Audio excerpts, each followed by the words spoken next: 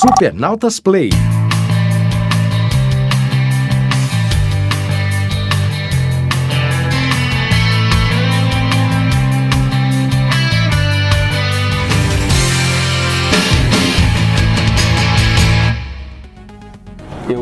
Desde novo, eu sempre fui a pessoa que pegava a câmera e tirava foto das coisas da família, filmava, viagem e tal, desde novinho, assim. Eu lembro que, a gente também fez uma viagem pra fora e aí eu conheci os estúdios lá fora e tal. E isso me marcou bastante, assim. E eu sempre assisti muito filme mesmo. Tinha uma época na minha vida que às vezes eu chegava da escola e assistia 2, 3 filmes, sabe? Direto, assim. Só que eu nunca encarei isso como profissão, era mais um hobby, assim. E aí, teve uma época que, quando eu tinha meus 18, 19 anos, eu percebi que era isso que eu queria fazer pra minha vida, assim, profissional. Aí eu comecei faculdade de cinema, no Rio de Janeiro, e aí comecei a estudar, depois fui para a Escola Livre de Cinema também no Rio, onde eu comecei a fazer meus primeiros curtas e tal. Aí teve um curta-metragem meu que eu fiz a direção, que era um documentário sobre a minha avó, que se chama Um Dia de Laura, em câmera VHS e tal, então um começo bem humilde mesmo, assim. E o VHS era até uma proposta estética do filme e tal. E aí eu fiz um outro curso, que é o Tela Brasil, comecei a estudar mesmo, assim, a área de cinema e fazer vídeos, assim. E aí eu ganhei uma bolsa de estudos em São Paulo, que foi na Academia Internacional de Cinema. E aí eu vim para São Paulo para estudar e trabalhar na área. Que aí foi quando começou a ampliar meus horizontes, assim, sabe? E lá na Academia Internacional de Cinema foi onde, comecei a conhecer os profissionais da área mesmo, assim, o consultor do roteiro do Poderoso Chefão deu aula lá, sabe? A minha professora de edição já tinha ganhado o Oscar e tal. Então, comecei a ter acesso a uns profissionais muito bons, assim, de fotografia que estudaram fora. Então, é um curso bem bacana, assim, que eu sou muito grato, até porque eu sou bolsista, assim, que me ajudou bastante, assim. Eu fiz, no primeiro ano, uns 15 curtas-metragens lá na Academia Internacional de Cinema. E aí eu trabalhei como roteirista, né, com um amigo meu que é o Henry Grazinoli. E também depois comecei a trabalhar na O2 Filmes, que é a maior produtora da América Latina, que é do Fernando Meirelles, né, diretor de Cidade de Deus. E aí continuei fazendo alguns curtas, fui pra fora, fui pra Europa, também fiz um filme como assistente de direção. E aí depois eu montei a produtora junto com os amigos, que é a Foil Filmes, com o Luan e com o Douglas, que a gente começou com alguns curtas-metragens, começamos bem pequeno assim mesmo, com o equipamento que a gente tinha, pegar câmera emprestada, equipamento emprestado para amigo, a gente não tinha... Quer dizer, a gente não tinha mesmo. O meu quarto era o meu escritório, assim, a gente não tinha estrutura nenhuma, não tinha alguém bancando, ou um pai rico bancando, assim, pra gente fazer. Então, eu acho que o principal desafio, acho que é a verba. Sempre bate na verba, assim, porque se eu falar, a gente não tinha equipamento, mas se a gente tivesse verba, a gente conseguia alugar, por exemplo, sabe? Então, eu acho que um pouco falta de incentivo, assim. E às vezes para você arrumar patrocínio, você precisa ter um portfólio bacana. Então você fica num ciclo, assim, eu não tenho como fazer e para eu ter patrocínio eu preciso fazer e mostrar o meu trabalho. Então, a gente chegou à conclusão assim, vamos fazer com o que a gente tem. Não vou esperar ficar caindo do céu uma verba milionária e tal. Vamos fazer com o que a gente tem. E o primeiro projeto foi coisa assim, de pegar equipamento emprestado, de alimentação da equipe passar no cartão de crédito, sabe?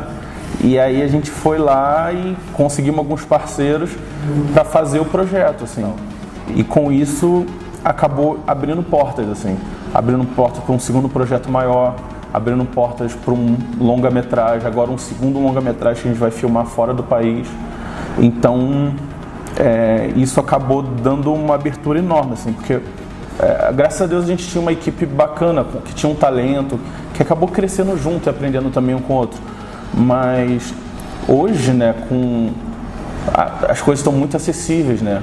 Câmera, uma ilha de edição, você pode jogar seu vídeo no YouTube, né? E hoje você pegar e comparar, assim, tipo, a estrutura que a gente tem hoje, a estrutura que a gente teve no Metanoia, assim, de ter um caminhão de equipamentos, sabe? De ter equipamentos muito mais profissionais do que na primeiro curta segurava a lâmpada com a mão, assim, sabe? Tipo, não tinha nem tripé para segurar a lâmpada de teto mesmo. Então, tipo, hoje a gente consegue fechamos uma parceria com uma locadora muito grande que emprestou equipamentos pra gente. Então, você acaba tendo um portfólio bacana, você acaba conseguindo fechar parcerias. Então, o principal desafio foi o dinheiro mesmo, mas aos poucos os projetos foram crescendo e tal. Então, a dica, digamos assim, se que alguém quer começar é mesmo mostrar a cara mesmo, porque senão não vai cair do céu, assim, não vai mesmo. Quando a gente chegou nessa estrutura de longa-metragem, a gente fechou uma parceria com a CNC, né, que é o Kaique, e que é um ator bem conhecido também. E aí a gente começou a pensar, a gente já tinha histórias, os atores que poderiam fazer esses personagens, né? Só que a gente também não tinha uma grana para pagar esses caras, assim. E a gente mandou o roteiro, mandou o projeto, e assim, ainda, graças a Deus, eles gostaram e se apaixonaram pelo roteiro, assim, porque eles acabam fazendo novela, digamos, para ganhar o dinheiro, manter a conta deles paga em dia, e os atores acabam fazendo cinema muito mais pela vontade, pela paixão, a sétima arte, assim. Então, tipo, o Caio Blá, por exemplo, como a gente chegou na Solange Couto, né, que é uma atriz também que já foi da Globo, hoje ela está na Record. Ela fez uma participação no filme, a gente conseguiu o contato dela, e ela indicou o Silvio Guindani, que já fez bastante cinema e tal. E aí a gente, conversando com o Silvio, falou assim, a gente precisava de um ator mais playboyzinho, assim, um cara com aparência desse tipo e tal, para fazer um personagem no filme, se ele indicava alguém. Aí ele falou, eu posso falar com o Caio Blá, morei com ele um tempo, ele é meu amigo e tal, vou mandar o roteiro para ele. E quando o Caio leu, ele falou, nossa, eu tava procurando um projeto assim, que falasse sobre isso, tal, não sei o que lá, que bacana. E aí ele super gostou do projeto e veio filmar com a gente, assim, sabe? Então, tipo, isso acrescentou um peso muito forte pro projeto, ter esses esses atores no filme. Aí eu tenho um amigo também que é o Togum. Togum já fez mais de 30 longa-metragens.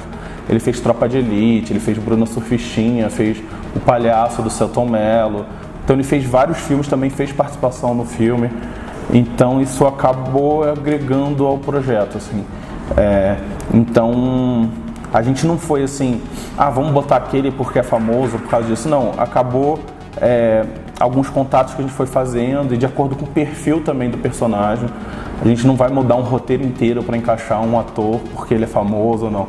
Não, tipo, se ele tem o perfil daquele personagem, a gente corre atrás, dialoga, e acho que deu super certo, assim, sabe? Acho que foi uma troca bacana, assim, acho que agregou bastante o projeto. Metanoia foi um desafio enorme, assim, pra gente. Talvez no início, assim, a gente olhou assim e falou, nossa, a gente não vai conseguir, sabe? Tipo, mas a oportunidade apareceu pra gente e a gente viveu aquilo, assim, sabe? Tipo, ficou dias sem dormir, sabe? Tipo, suor, sangue, às vezes. Mas foi um projeto, assim, bem ambicioso. O filme, ele fala um pouco sobre a realidade da Cracolândia, em São Paulo. Então, um filme de ficção, né? Um filme onde a gente mostra a vida de um rapaz que se envolve com crack, que chega a morar na Cracolândia. E aí o filme conta um pouco do drama dessa mãe, a mãe dele também tentando resgatar o filho das drogas, que é uma realidade hoje no Brasil muito forte, né? Já virou uma epidemia, quase todos os municípios já tem o crack, e é uma droga muito destruidora, assim. E aí a gente quis abordar sobre esse assunto, e aí a gente conseguiu esses atores, né, Caio Blá, Togum Teixeira, Solange Couto, então alguns atores que agregaram bastante ao projeto. A gente já finalizou o filme, a gente só está finalizando o áudio agora, que é os últimos detalhes do áudio para ir para a sala de cinema. E aí a gente está começando a fechar, a gente não fechou ainda a distribuidora de cinema, mas a gente já tem, eu não posso falar muito, mas a gente já tem umas reuniões marcadas para assinar com algumas distribuidoras, porque a gente só pode meio que falar depois que assina e tal, mas a gente acabou fazendo umas reuniões com grandes distribuidoras que estavam interessados no projeto, assim. Então, 2015, acredito que primeiro semestre ele esteja saindo já, e a gente também está fechando a distribuição online, que é Netflix, iTunes e tal, que hoje também o vídeo on demand, todo mundo está consumindo online agora. Então, assim, o Metanoia ganhou 8 prêmios, a gente escreveu em um festival, agora a gente vai começar a escrever em outros, e acabou dando uma repercussão muito grande que a gente não esperava, assim.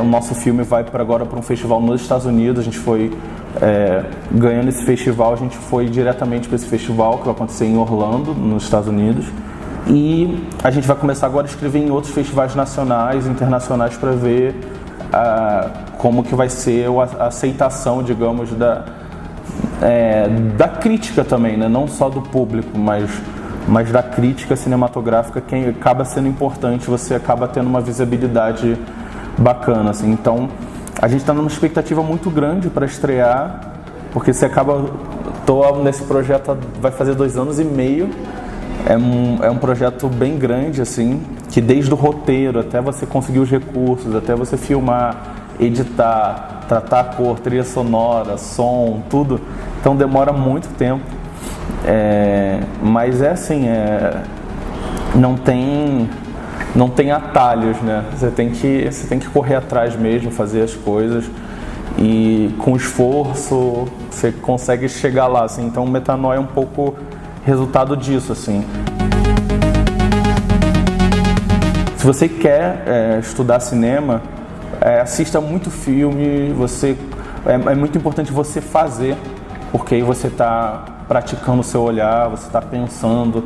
Então, procure um curso de cinema na sua cidade. O nicho Rio-São Paulo é bem forte, né? Se você tiver a oportunidade de sair para fazer um curso no Rio-São Paulo, seria bem bacana também. Mas é importante mesmo você...